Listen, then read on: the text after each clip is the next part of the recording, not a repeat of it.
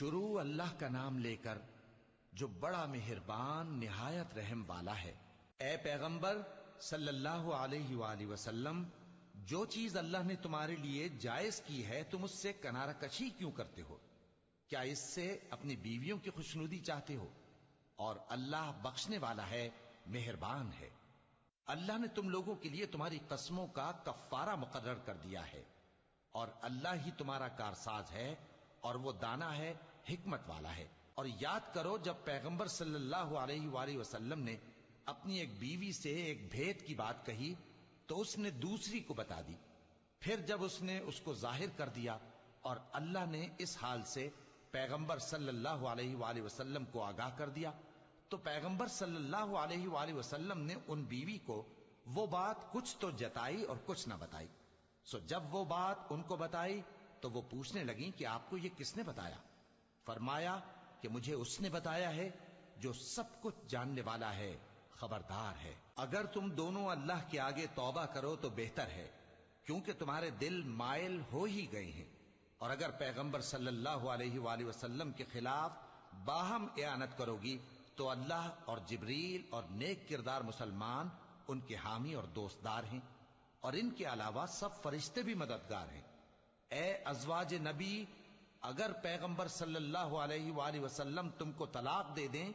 تو عجب نہیں کہ ان کا پروردگار تمہارے بدلے ان کو تم سے بہتر بیویاں دے دے، مسلمان، ایمان والیاں، فرما بردار، توبہ کرنے والیاں، عبادت گزار، روزہ رکھنے والیاں، شادی شدہ اور کنواریاں۔ مومنوں، اپنے آپ کو اور اپنے اہل و عیال کو اس آگ سے بچاؤ جس کا ایندھن آدمی اور پتھر ہوں گے، اور جس پر تند خو اور سخت گیر فرشتے مقرر ہیں۔ وہ کسی حکم کی جو اللہ ان کو دیتا ہے نافرمانی نہیں کرتے، اور جو حکم ان کو ملتا ہے اسے بجا لاتے ہیں۔ کافرو، آج بہانے مت بناؤ، جو عمل تم کیا کرتے تھے انہی کا تم کو بدلہ دیا جائے گا۔ مومنو، اللہ کے آگے صاف دل سے توبہ کرو، امید ہے کہ وہ تمہارے گناہ تم سے دور کر دے گا اور تم کو جنتوں میں جن کے نیچے نہریں بہ رہی ہیں داخل کرے گا۔ اس دن اللہ پیغمبر صلی اللہ علیہ وآلہ وسلم کو اور ان لوگوں کو جو ان کے ساتھ ایمان لائے ہیں رسوا نہیں کرے گا، بلکہ ان کا نور ایمان ان کے آگے اور داہنی طرف روشنی کرتا ہوا چل رہا ہوگا، اور وہ اللہ سے التجا کریں گے کہ اے پروردگار، ہمارا نور ہمارے لیے پورا کر اور ہمیں معاف فرما، بے شک اللہ ہر چیز پر قادر ہے۔ اے پیغمبر صلی اللہ علیہ وآلہ وسلم، کافروں اور منافقوں سے جہاد کرو اور ان پر سختی کرو، اور ان کا ٹھکانہ دوزخ ہے اور وہ بہت بری جگہ ہے۔ اللہ نے کافروں کے لیے نوح کی بیوی اور لوط کی بیوی کی مثال بیان فرمائی ہے۔ یہ دونوں ہمارے دو نیک بندوں کے گھر میں تھیں،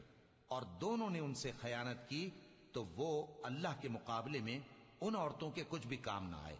اور ان کو حکم دیا گیا کہ دوسرے داخل ہونے والوں کے ساتھ تم بھی دوزخ میں داخل ہو جاؤ۔ اور مومنوں کے لیے ایک مثال تو فرعون کی بیوی کی بیان فرمائی کہ اس نے اللہ سے التجا کی کہ اے میرے پروردگار، میرے لیے بہشت میں اپنے پاس ایک گھر بنا اور مجھے فرعون اور اس کے عمل سے نجات بخش اور ظالم لوگوں سے مجھ کو چھڑا لے۔ اور دوسری مثال عمران کی بیٹی مریم کی، جنہوں نے اپنی عزت و ناموس کو محفوظ رکھا تو ہم نے اس میں اپنی روح پھونک دی، اور وہ اپنے پروردگار کے کلام اور اس کی کتابوں کو برحق سمجھتی تھیں، اور وہ فرما برداروں میں سے